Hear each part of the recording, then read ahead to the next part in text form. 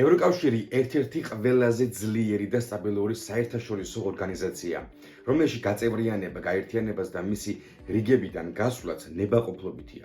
ევროკავშირს დიდი ისტორია აქვს თავისი ჩავარდნებითა და აღმასვლებით. თუმცა ამ ვიდეოს თემატიკა თანამედროვე და არსებულ სიტუაციას შეეხება. კერძოდ კი ევროკავშირის ორ თავსატეხს, ფიცოსა და ვიქტორ ორბანს.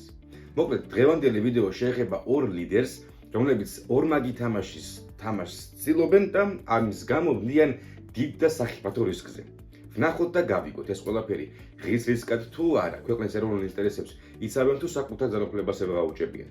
გავიგოთ როგორი პოლიტიკური და ეკონომიკური სიტუაცია აქვს თავიანთ ქვეყნებში, რა შესაძლო შედეგებს უნდა ელოდონ და ასე შემდეგ. ვიქტორ ორბანს დიდხნიანი პოლიტიკური კარიერა აქვს. ახალგაზრდობაში გამორჩეული ანტიკომუნისტი გახლავთ. შემდეგ ქვეყნის ლიდერი გახდა, თუმცა მეორე ვადით არჩევას უნგრელმა ხალხმა მხარი აღარ დაუჭირა. ვიქტორ ორბანისთვის მარცხი დასასრულს არ ნიშნავდა, ამიტომ ხალხის განწყობებსა და სურვილებს მოარგო თავისი პოლიტიკური ხედვა და 2010 წელს კვლავ დაბრუნდა ქვეყნის სათავეში. უკვე უწყვეტი მე-15 წელია, რაც უნგრეთს მართავს და როგორც ბევრი ექსპერტი ფიქრობს, მოახლოვდა მისი მორიგი მარცხის დროც. რუსეთის მიერ უკრაინის წინააღმდეგ დაწყებულმა ომმა ბევრ მალულ ოთახს ჩამოხსნა ფარდა და ბევრ ბნელ ოთახში შუქის ანთებ გახდა საჭირო. სამყარო თითქოს სამად გაიყო. ერთნი ირჩევენ და მტკიცედ უჭერენ მხარს უკრაინას, მეორენი რუსეთის ბანაკში აღმოჩნდნენ, ხოლო მესამენი ცდილობენ არც მწვადი დაწვან და არც შამფური. ომის დაწყებისთანავე ევროკავშირი ეკონომიკურ სანქციებს უწესებს რუსეთს. და სწორედ აქ იწყება ორბანის კრიზისიც და მისი გამოჩენა, როგორც ევროკავშირის თავსატეხი. უნგრეთი ბლოკავს ევროკავშირის მხრიდან უკრაინისთვის მნიშვნელოვანი ფინანსური დახმარების გამოყოფას. არ უერთდება რუსეთის წინააღმდეგ დაწესებულ სანქციებს, არ ემხრობა უკრაინის ნატოში გაწევრიანებას, არ ასრულებს ევროკავშირის მოთხოვნებს კანონის უზენაესობასთან დაკავშირებით, რაც ეხება მასაჯულების დამოუკიდებლობას და მის რეფორმას, რის გამოც ქვეყანამ რამდენიმე ათეული მილიარდი ევროს მიღების შესაძლებლობა დაკარგა. დამატებით 1 მილიარდი ევროს მიღება დაებლოკა უნგრეთს იმის გამო, რომ კორუფციასთან წინააღმდეგ ბრძოლის საკითხთან დაკავშირებით, რომლის მიმართაც არსებობს უამრავი კითხვა და ეჭვი, ორბანი სათანადოდ ვერ რეაგირებს. მისი გარშემოყოფი ხალხი, სანდო ხალხი და ოჯახის წევრები მუდმივად იმარჯვებენ და იღებენ მონაწილეობას ტენდერებში და დიდ გარიგებებს სწორედ ისინი დებენ. მთავარი წუხილები და მოთხოვნები, რაც აქვს ევროკავშირს, არის შემდეგი 3 პუნქტი: კორუფცია, მედიის თავისუფლება, მართლმსაჯულების თავისუფლება.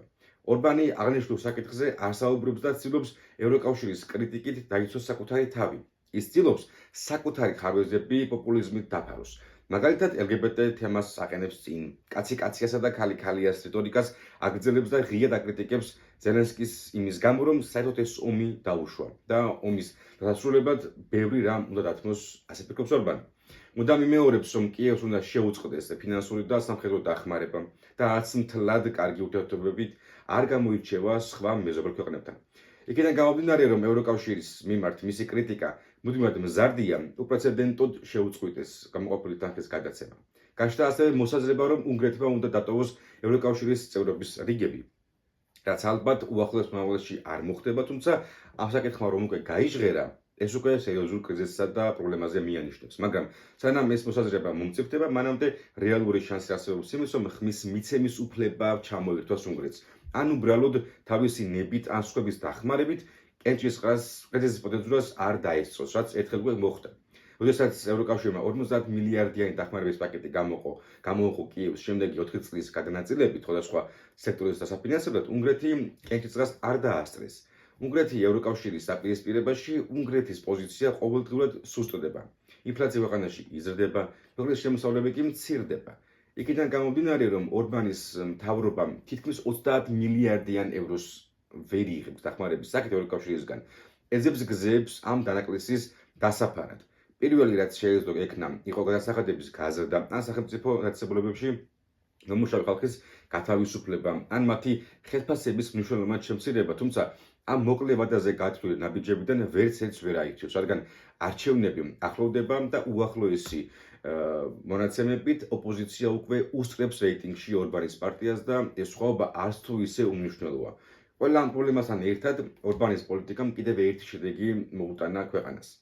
უკრაინამ დაბლოკა რუსეთისგან მოავალი ნავთობი, რითაც უნგრელებს კიდევ უფრო გაურთულდათ ცხოვრება.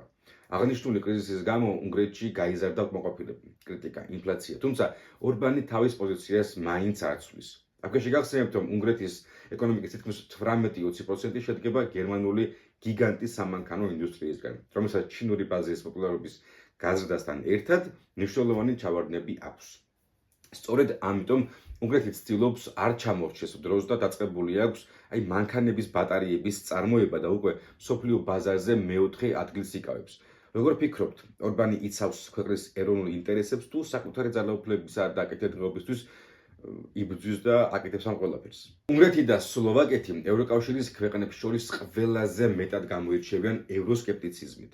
სლოვაკეთი და მისი პრემიერ-მინისტრი რობერტ ფიცო ევროკავშირს მიიჩნევს როგორც არადემოკრატიულ ორგანიზაციას და ასევე არ ეთანხმება უკრაინისთვის ფინანსურ და სამხედრო დახმარების გაწევას. ის თვლის, რომ უკრაინა ვერ შეძლებს ომის მოგებას და დროა ცეცხლი შეწყდეს. ფიცოსა და ორბანის მთავრობებს კრიზისი აქვს და ეს კარგად გამოჩნდა ევროპარლამენტის არჩევნებში, რადგან მათმა პარტიებმა ევროპარლამენტში იმაზე ნაკლები სკამი მოიპოვეს, ვიდრე მანამდე ჰქონდათ და მათი შიდა რეიტინგიც უფრო მეტად იკლებს, ვიდრე იზრდება. რობერტ ფიცოსა და ევროკავშირის შორის არსებული ურთიერთობები შეგვიძლია დავახასიათოთ როგორც რთული და დაძაბული.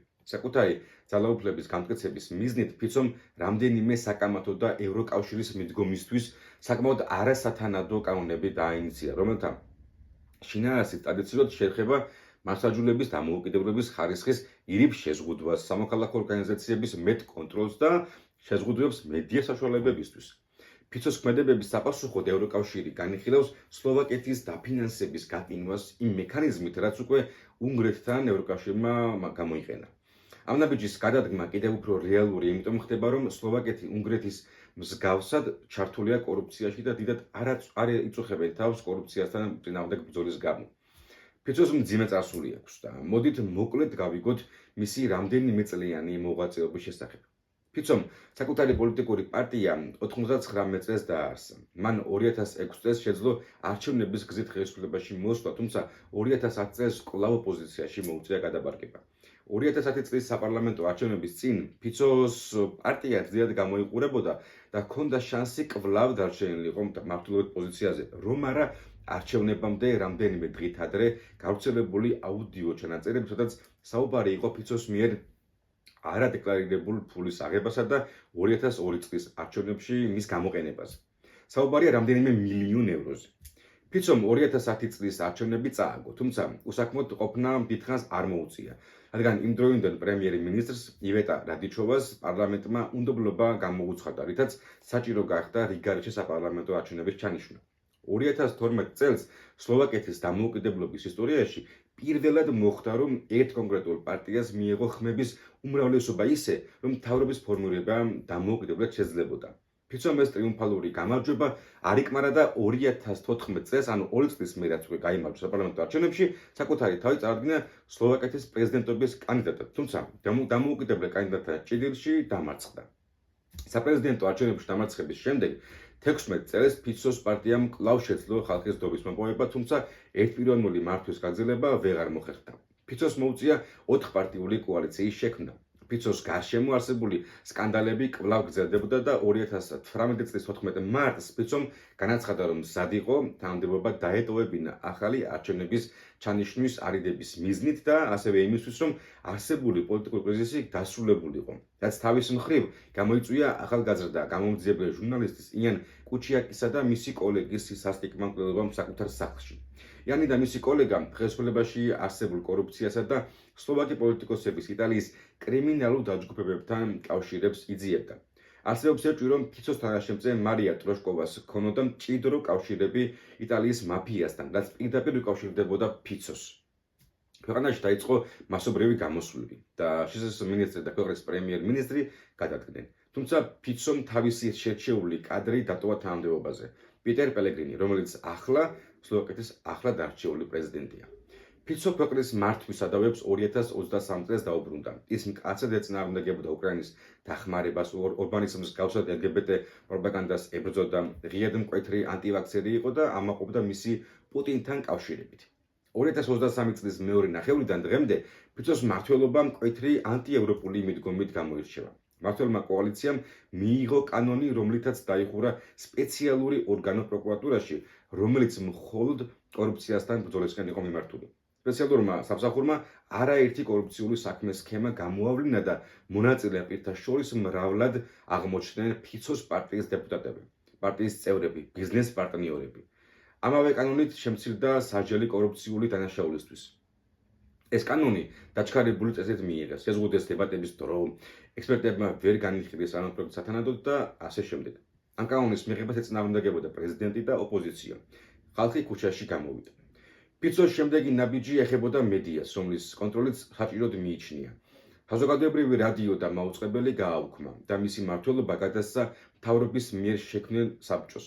ეს კანონი ფაქტობრივად ყველამ გააკრიტიკა, მათ შორის ქვეყნის პრეზიდენტმა და ევროკომისიამაც. ამ კანონსაც მასობრივი პროტესტი მოყვა სლოვაკეთში. ფიცოს ყოველი ქმედება ანტიევროპულია. ის ხვდება ერდოღანს და თურქეთის ევროკავშირში გაწევრიანებას უჭერს მხარს. ჩადის მოსკოვში და ხვდება პუტინს გაზის მიწოდების საკითხის განსახილველად, რომლის მიწოდებაც უკრაინამ შეუწყვიტა. ასევე ფიცო ვიეტნამში იმყოფება ერთ-ერთ ყველაზე მდიდრულ სასტუმროში, რასაც დიდი კრიტიკა მოყვა სლოვაკეთში. ფიცოს მდგომარეობა კიდევ უფრო დამძიმდა მას შემდეგ, რაც ფიცოს კოალიცია დაიშალა და შესაბამისად პარლამენტი მზადაა უნდობლობა გამოუცხადოს პრემიერს.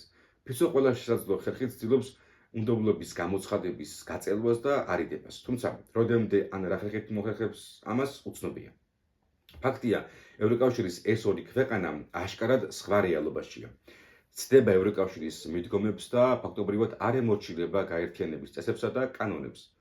ცეცხლთან ახლოს არიან და გარდა იმისა, რომ შანსია თვითონ ჩავარცაცვიდნენ ცეცხლში, არსებობს რეალური საფრთხე, რომ მთელი ერიც თან გაიყოლონ და ნაცვლად იმისა, იყვნენ ევროკავშირში სტაბილურად, აღმოჩნდნენ მის გარეთ, ქაოსში, სადაც კანონის უზენაესობა აღარ იქნება მთავარი, ან იქნება მხოლოდ შერჩევითად.